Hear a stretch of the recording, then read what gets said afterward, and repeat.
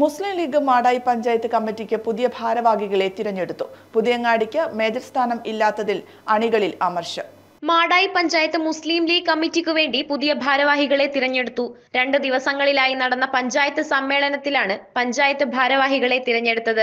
മാടായി പഞ്ചായത്ത് മുസ്ലിം league പ്രസിഡന്റായി പഴയങ്ങാടിയിൽ നിന്നുള്ള B Muhammad അഷ്റഫും Pazhayangadi ശാഖയിൽ തന്നെയുള്ള PV ഗഫൂർ ജനറൽ സെക്രട്ടറിയായും ട്രഷററായി മുട്ടത്തുള്ള ഹംസൂട്ടിയും തിരഞ്ഞെടുക്കപ്പെട്ടു.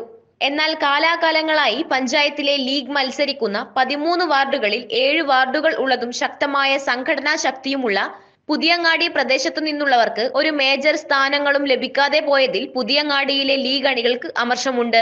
കാലങ്ങളായി പ്രസിഡന്റ് സ്ഥാനമോ ജനറൽ സെക്രട്ടറി സ്ഥാനമോ ലഭിച്ചിട്ടുള്ള പുതിയങ്ങാടിക്ക് മേജർ സ്ഥാനം ലഭിക്കാതിരിക്കാൻ കാരണം നേതാക്കൾക്കിടയിൽ ഗൂഢാലോചനയാണ് എന്നാണ് പുതിയങ്ങാടിയിലെ ലീഗ് അണികൾ പറയുന്നത്. പുതിയങ്ങാടി, പഴയങ്ങാടി, മുട്ടം എന്നീ മേഖലകൾ തിരിച്ചാണ് സാധാരണ നിലയിൽ പഞ്ചായത്ത് കമ്മിറ്റി ഭാരവാഹികളെ തിരഞ്ഞെടുക്കാറുള്ളത്. തിരഞ്ഞെടുപ്പ് യോഗത്തിൽ ഏറ്റവും കൂടുതൽ കൗൺസിലർമാരുള്ള പുതിയങ്ങാടിയിൽ നിന്നുള്ള ഒരാളുടെ പേര് നിർദ്ദേശിക്കാൻ പോലും ആരും ഉണ്ടായില്ല എന്നത് അണികളെ അതിശയിപ്പിക്കുന്നുണ്ട്. News bureau, Pazhayangadi.